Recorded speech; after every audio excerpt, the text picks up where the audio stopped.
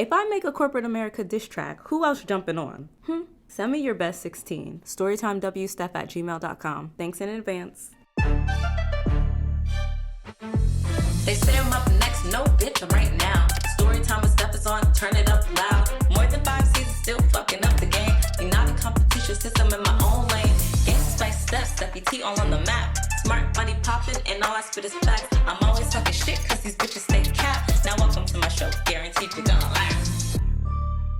Welcome back to another episode of your favorite shit-talking comedy podcast, Storytime with Steph, hosted by your girl, Steph, also known as Gangsta Spice. That's what they call me out here in these streets and online, so feel free to follow me on my personal Instagram, @Gangsta Spice, and TikTok, The Gangsta Spice, spelled how I said it. As always, make sure you are plugged into the official Storytime with Steph Instagram and subscribe to the Storytime with Steph YouTube channel, where you can find comedy, fashion, beauty, 4C natural hair tutorials, vibes, and so much more. You can also find it all in one place at storytimewithsteph.com. The title of today's episode is Corporate Baddie Part 1. On this episode, I'm spilling the tea on how, in the midst of me minding the business that pays me, there's always a motherfucker who has me fucked up. I know I have a diverse set of listeners, so shout out to all my international listeners, especially Germany, Spain, Hong Kong, and Belgium, always showing love. So let me just set the stage with a quick definition of corporate baddie provided by the most trusted dictionary in the world. The Urban Dictionary defines corporate baddie as a person who gives their best in the corporate world while putting themselves first and showing up as their authentic selves, all while serving looks. Emphasis on all while serving looks, okay? Because that's what I be doing. So now that the stage is set, I've been a corporate baddie since 16. I've had jobs, honey. Camp counselor, chiropractic assistant, sales associate, then blessed with a career in IT. And that's how I found out I was funny, so then I became a comedian,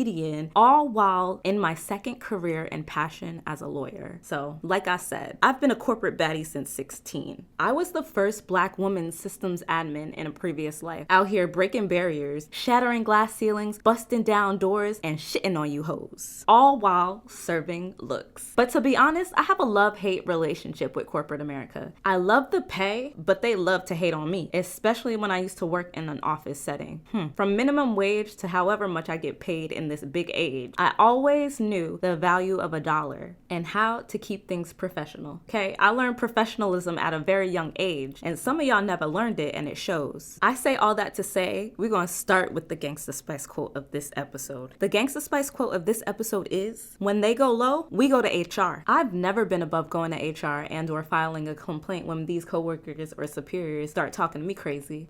My parents don't even yell at me, so I'd be the fuck damned if I let somebody do that shit in the workplace. It's ghetto enough we have to work every day to get paid, but now you want workplace beef? I remember back in the day, one time when I was working in IT, I had a partner at a law firm yell at me once every few weeks because his Outlook kept crashing. Sounds like a personal problem to you, right? It was. The issue could have been easily resolved if he deleted his motherfucking emails from the 1900s, or I don't know, turned his computer off and turned it back on. I went to my supervisor because I was spending more time in his office creating workarounds while this motherfucker was adding bass to his motherfucking voice. Like, sir, I'm gonna tell you the same thing I told you yesterday. Your Outlook is gonna keep crashing because it keeps caching all your motherfucking emails. Your mailbox is 3,000 gigabytes. Here go the bass, and here I go to HR. Like, I don't give a fuck if he's a partner. He has one more time to yell at me. And he did, and I went right the fuck back to HR like, so what are y'all gonna do? A whole employment lawyer giving slave master, and HR made him apologize. And anytime he had an issue, someone else had to fix it. No longer was he gonna fuck with my shit. Soon after, I left the firm, not because of him, but because another firm was trying to pay me more. So, know your worth. So I dipped, and right after I left, a few months later, he left too. And guess who he added on LinkedIn? Yep, this corporate baddie who knew her worth, okay? And yes, I accepted it because you gonna see my rise. He never forgot that name. Hopefully he deleted his motherfucking emails and isn't terrorizing the next IT professional. That's no longer my problem. I'm getting paid to do bigger and better things. But that wouldn't be the only time a motherfucker tried to add some bass in their voice with me. But trust, that was the last time. Cause homie don't play that. At the next law firm, I made the mistake of being cool with my coworkers.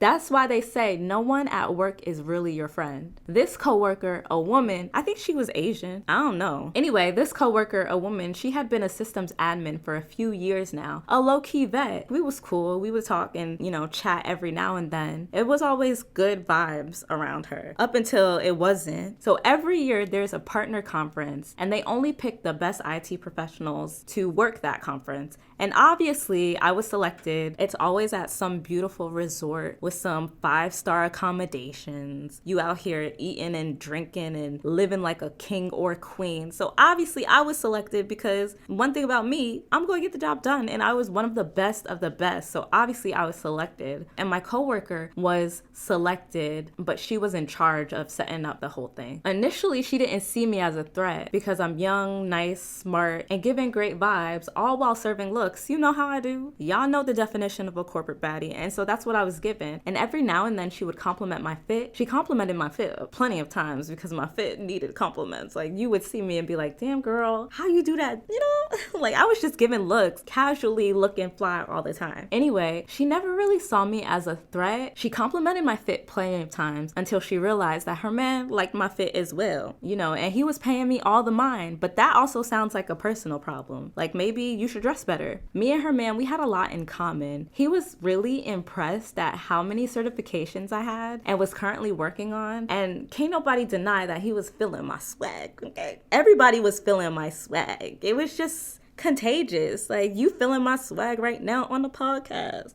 She was in charge of assigning where everyone would be working in that week. And so she made sure that I was far, far away from her man on a different floor every day in the business center. And you know, no worries. It's my first conference. So I don't mind being the front line and helping people out because I'm gonna resolve their issues because I've been resolving issues because that's what I do. I get the job done. Anyway, but somehow, some way, her man made it a point to always be in the business center and he was always chatting me up. Like, that's not my fault. Me and her man had so much in common, and he was very impressed at my ability to just be a boss-ass bitch with all these certificates. He was loving my goals, loving my swag, just loving everything about me. Like, maybe if I was told y'all were in a relationship, I wouldn't have flirted back, and maybe if he acted like y'all were in a relationship, I would have fell back. But neither of those happened, so no, I didn't fall back. And yes, I was flirting back because I'm single. Most women would have taken that as motivation to try a little harder in their everyday routine, but not this bitch. She let that shit build up. She stopped talking to me. She stopped making eye contact. And the next time she saw her man talking to me, she found all the bass in her voice. And instead of checking her man, she yelled at me in front of every IT professional in the room. See, now if it was anywhere else, I would have cursed that bitch the fuck out and told her how her man don't even fuck with her. I would have told her that all that energy she spent yelling at me, she needs to go spend in front of a motherfucking mirror or in a fucking gym. I would have told her ass to put down the motherfucking cigarettes because ain't nobody checking for your yellow ass teeth. But I kept it respectful because at the end of the day, we were there to get paid and it was never that serious. This is on top of what we was already getting paid. So this is overtime. This is all OT. So why you getting mad? Whole time you looking like a hating ass bitch yelling at the youngest person in the whole IT setup crew. How embarrassing for her.